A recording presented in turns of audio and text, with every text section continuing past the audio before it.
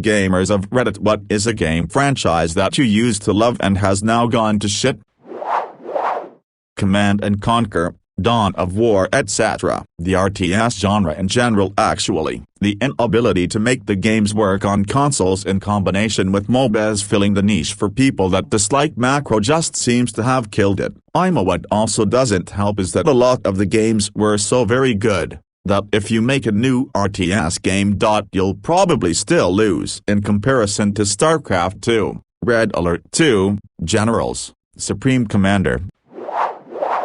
Almost anything Activision touches, something that plays pretty good and gets semi-popular, quick, let's work our dev team, or get multiple, to the bone to pump out a new one every year. Tony Hawk's Pro Skater was one of my favorites that suffered this fate. It was recently redeemed with the release of THPS 1+2. However, because it was successful, I'm not hopeful for any of the sequels that are inevitably on their way. I'm sure WoW Classic would have launched much earlier and in much better shape if not for Activision, and retail WoW would be in much better shape, either. It already started going the suspicious way in WoTLK, when Activision put their hands on Blizzard and turned them to Blizzard. The endless experimenting attitude could already be seen in patch 3.2, not to mention what they did with StarCraft and Warcraft 3. Surprised that they aren't doing the same with Diablo 2. I think the main reason these games failed was due to the absolute sheer amount of games they released. Not even considering the Rock Band series, it feels like they released a new Guitar Hero game every 6 months in its heyday. That being said, most of the games were solid releases. I mean, they were all just essentially the same game with different songs after GH3. The only stinkers I can really think of are Rock the 80s, Aerosmith, and GH5. Even those games have some enjoyable tracks. Guitar Hero Live is garbage though. How to make a Guitar Hero that will sell. Make a Guitar Hero, sell it for $60. Use the 5-button green-orange control setup, but on newer controllers that function on all consoles and PC. Include every song that has ever existed on a Guitar Hero game. For the songs that existed on multiple games, use the newest community-rated chart. Add a custom song mode where people, across all systems including PC, could upload a song, chart their own notes, and share it online. Charge $15 or $20 a year for the ability to download other people's songs. This will generate profits that will keep the company alive. Hire the most popular charters, people who make charts for songs in the custom song mode. They are valuable assets since they are able to make difficult charts that are still playable. This and Rainbow Six, those games were the real deal when getting hit by one bullet even in the leg meant you're dead. Rainbow Six was infinitely replayable cause you could try several different approaches to a single scenario. I would play it over and over and you always were on edge since one wrong move and you got you and your whole team killed. I don't think FF14 is a groundbreaking MMO, but what it has done is make everyone playing WoW wake up and make you see that good content isn't just a grind for item level and daily quests you can't afford to ignore. FF14 gets there with a decent story, and challenges you with boss mechanics and learning your rotation. Gear is a factor but it's not the factor. But more importantly, FF14 respects your time. I hated most things done in Shadowlands so much that this is the first time I've really quit for a long period. For the first time in well over a decade, I'm not waiting for a patch, not reading guides, not working on alts. I uninstalled in the spring and I'm not sure if I'll ever give it another try. Kinda sucks that it was my only connection to a lot of people, but I just hate the game so much right now. There's better time sinks that don't have a subscription fee. I started playing when Orcs vs Humans came out, loved the RTS, and loved vanilla and BC. I started feeling like the game stopped being the social, fun, progression-based game after Wrath. By the time BFA was released, running 5-man dungeons was silence. PvP was just bitching ... not talk for help attacks, need heals here ... etc. Honestly think the best part of WoW, beside the gameplay, was the social aspects. GTA Online is their big cash cow. They won't be doing anything to fix the bugs or glitches, cheaters and griefers. I reinstalled it the other day to try it out again after watching Fair Race on. I logged in and had to step away for a few minutes. When I returned, someone on a crotch rocket, the flying engine you sit on, not sure the real name, is busy pushing my character, trying to, I don't know what, a griefer for sure, but Rockstar allowed this to happen. Can't do any business missions unless you are in a public lobby so others can grief you, and this is so you buy the shark cards for cash as you can't do your missions to earn the money in-game. SO is a massive game and has huge expansions all the time. I'm no MMO connoisseur, but I swear the quest storytelling across the board is on par or better than anything that went on in Oblivion or Skyrim. I have sunk hundreds of hours doing only solo content or with only occasional help from randoms and haven't yet felt like I've missed too much. If you don't like SO or its combat or its online or lack of modding, whatever, that's fine, but you literally can't truthfully say that no meaningful Elder Scrolls content has been released between 2011 and now.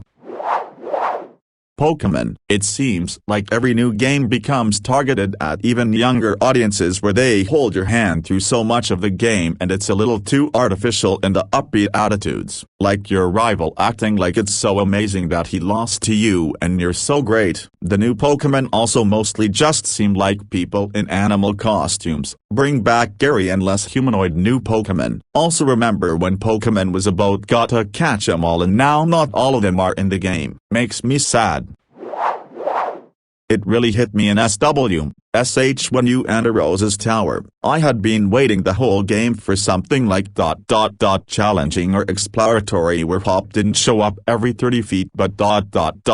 It didn't happen. Red, Blue, we had the rocket underground, Sylph Coal, so many areas to get lost in and explore. SWSH you ride an elevator to the top floor. It stops 3 times and you're fully healed after each fight. Like, yeah, there just wasn't anything to sink my teeth into in a satisfying way. The lack of all the Pokémon was a problem, despite what some people on Twitter will try to defend, and I knew it would be a problem going in. But by the time I finished it was just one of several I had with the game.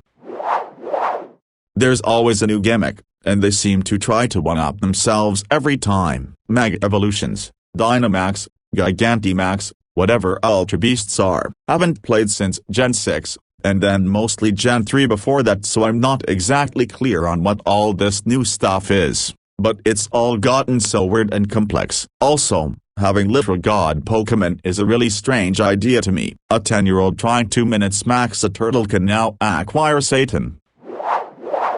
I think that's because after Gen 5 terrible reception, the Pokémon company just kinda lost all their steam. Gen 5 was them trying to do something a bit different and a bit more complex, and it was panned because of it. And because that, a lot of their next attempts at something new are hampered by the need to also sell well. X and Y, while weak story-wise, was definitely setting up some sort of BW2-style sequel, what with Zygarde and Daz and the entire historical World War which just never got made for some reason. Sun and Moon had a completely different progression system, what with the islands and no gyms, a very different evil team and a main plot with characters and themes that are get quite dark at times. But it was constantly being thematically whiplashed by the likes of how handholdy everything was so they wouldn't lose anyone along the way, and also the fact that the sequels threw all of that story complexity for the sake of ... I don't actually know what, and it's no secret that Masuda thought that the Switch would flop spectacularly, hence why Sword and Shield looked more like a 3D game than a Switch game. And it's so infuriating seeing all the story elements and characters that could make for a great story about succession and legacy be put together in such an awkward way and then exaggerated to the point where they're just annoying. That being said, Gary sucks as a rival. He's just a one-dimensional roadblock of a character whose only personality is he's mean. And actually, aside from Silver, who is, Giovanni's son and also gets character development, and Bede, a Gen 8 character, we don't actually have that many asshole rivals, and out of those 3, Gary is easily the least interesting. I mean, Wally was definitely a nice rival, and Barry was just constantly excited about battling and was your best friend. PlanetSide 2, a massive multiplayer online first-person shooting between three factions with the use of infantry, vehicles, and aircraft, all about organization, teamwork, and coordination, only for the company to be sold to a graveyard company to milk the very last cent of it, hire Uber to become lead developer, and just watch the game turn into a dead-brain mutilated trash bin where teamwork got basically removed, heavy cater to infantry-only players, and total nerf of the inconvenience of elements that might force players having to play together and coordinate. Vehicles are now useless. The massive fights for which it was famous for are disencouraged by game mechanics, and anything that might bother the solo infantryman gets nerfed to obsolescence. It's now a trash game with no sense of objective, no sense of what to do, and overfilled with useless cash grab features that do not benefit the game itself. I've heard before that Assassin's Creed was intended to be a trilogy and that's it. Ion 2 went off more or less as planned, and then 3 would have been Desmond taking on Abstergo, all modern day, no history, and that would have been the conclusion of the story. But when they realized what a cash cow it could be, they abandoned that and pivoted to Brotherhood and Revelations, followed by regular installments. Unfortunately, this means that any kind of long-form storytelling is more or less out the window, when neither the Assassins nor the Templars can ever win against one another without preventing future games from being made. There's not much to be done in terms of a satisfying story, and I haven't heard great things about recent games' self-contained stories, partially due to the same hindrance. If the Assassins win a big victory, how do the Templars continue to be a credible threat in subsequent time periods? So it goes on and on with low-risk, lowest common denominator games designed to be good but not great to everyone,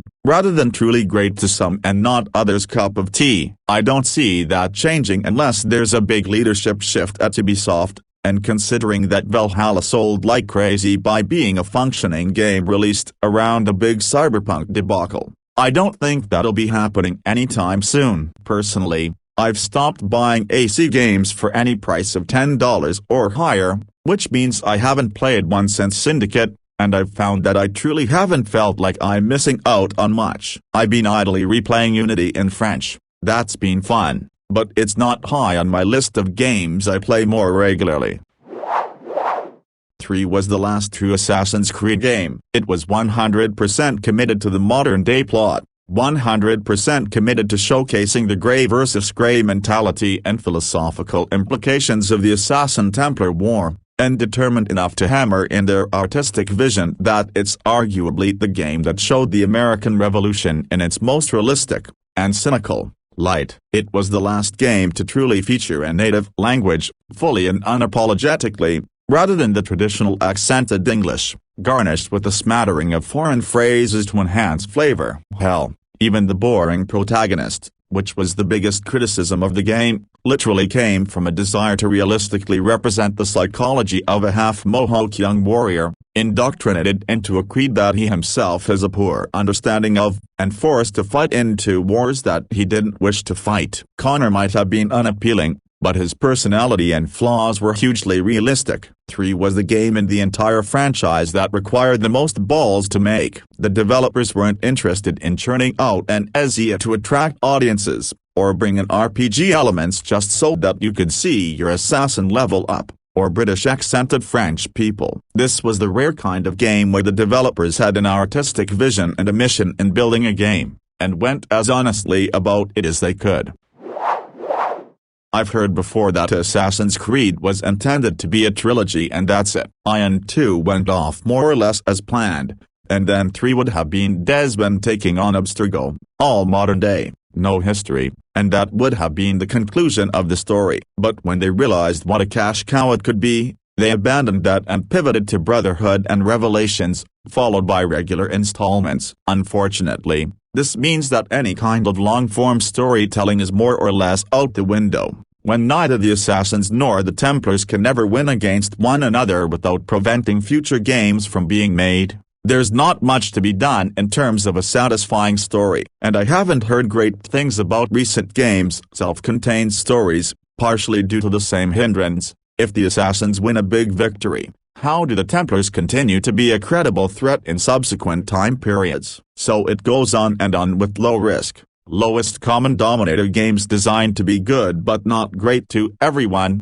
rather than truly great to some and not others' cup of tea. I don't see that changing unless there's a big leadership shift at Ubisoft, and considering that Valhalla sold like crazy by being a functioning game released around a big cyberpunk debacle, I don't think that'll be happening anytime soon. Personally, I've stopped buying AC games for any price of $10 or higher, which means I haven't played one since Syndicate, and I've found that I truly haven't felt like I'm missing out on much. I've been idly replaying Unity in French. That's been fun, but it's not high on my list of games I play more regularly.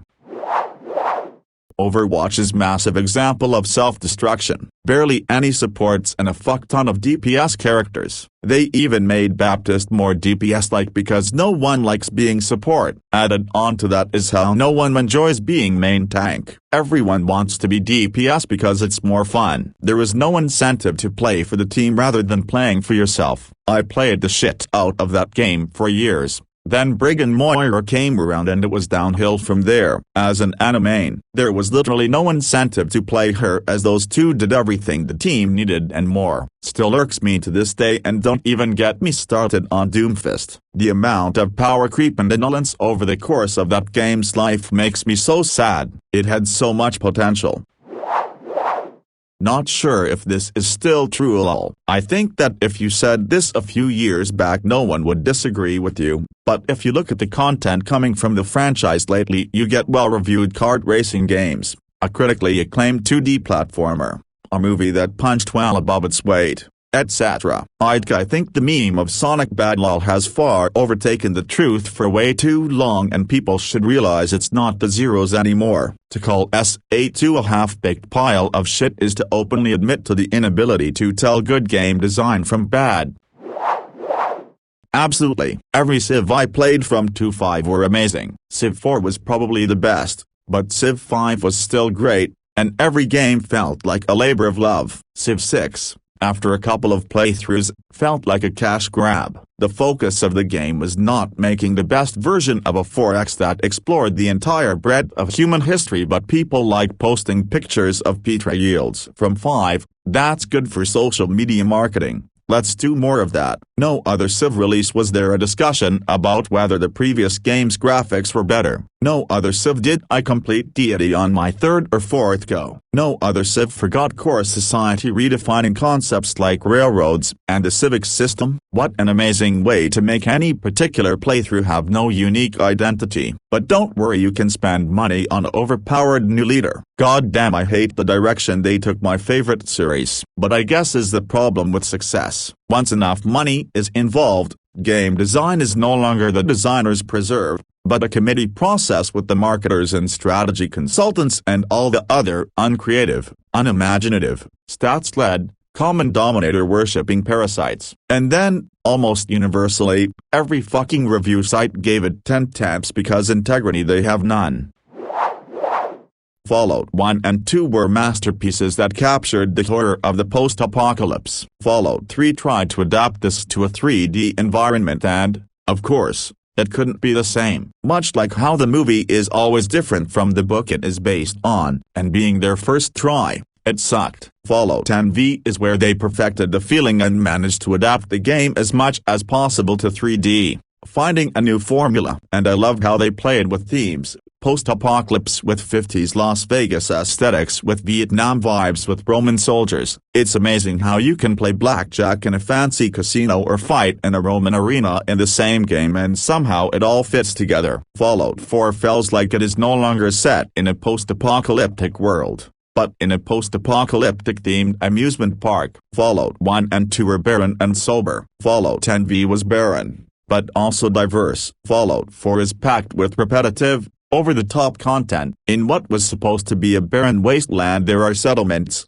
bandits and villains with crazy weapons at every corner. Even the style is over-the-top. Previous Fallout games looked like they were made by people who saw what 50s retrofuturism looked like. or close enough to see the style. Fallout 4 looks like it was made by a 25-year-old artist making vintage art. Compare the design of the cars from 4 to the cars from NV, or the new Coca-Cola bottle, or the buildings. And while Fallout 2 had computers the size of closets, one of the main points in the Fallout lore is that the transistor hasn't been invented and people kept using vacuum tubes, and Fallout NV had an Elvis Presley faction. Fallout 4 has an entire Apple Store 2010's minimalism faction.